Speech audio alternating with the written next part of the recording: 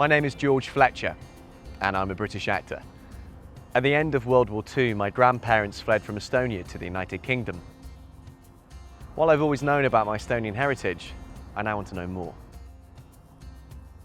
So, I'm on a mission to find the Estonian footprints here in the UK.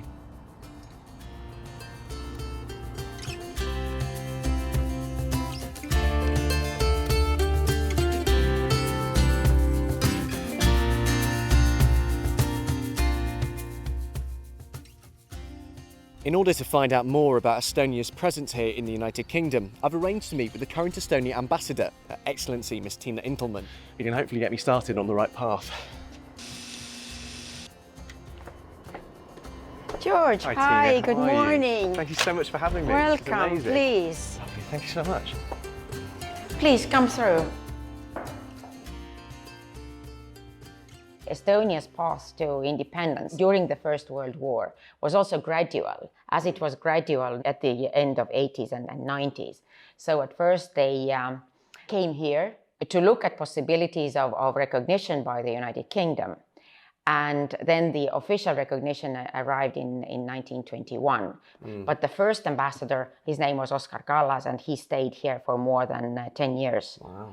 And then it was another ambassador, August Torma, who then stayed here, and unfortunately Estonia lost its independence, but the British government never recognized the incorporation of Estonia into the Soviet Union. So that's why the embassy was maintained, and Mr. Torma was considered ambassador. So when Estonia became independent in 1991, it must have been incredibly exciting here.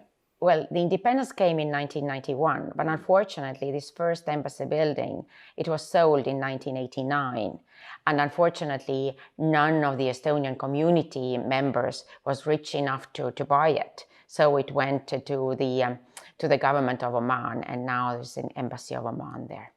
Well, the next embassy then, this building was bought when we restored our independence. It was bought in 1992.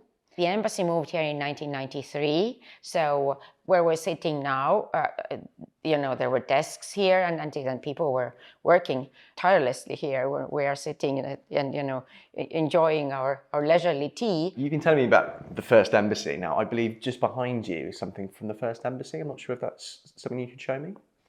So do you know what this is? It's an old typewriter, isn't it? Yeah, it is a typewriter, and actually, can you imagine people were using that? So my predecessors, they were using this to type their memos. They also signed them, and this used. And that's actually from the first embassy. Yeah, that is from the first embassy. So that's actually what Oskar Kallas would have used. So just That's a little bit of amazing. ink, and then you sign.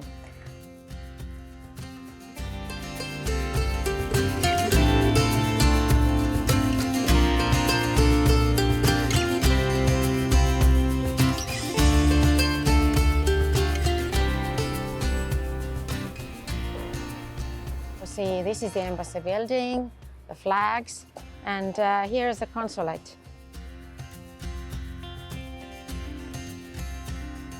So let's go in. Thank you so much.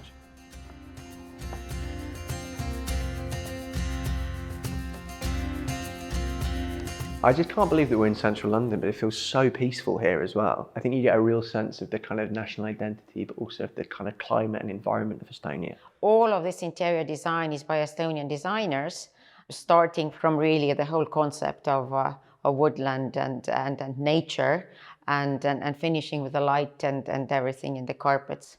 And then the artwork is by Kaupo Kikas, but the frames are from old Estonian buildings. The wood, also the material, has its history. And of course, the wood, the frames, they also change. It's an artwork that develops in time also. What an afternoon it's been. Just to sit here on this moss-like carpet with the sound of birds' song, I think I have a really clear idea where I need to go next.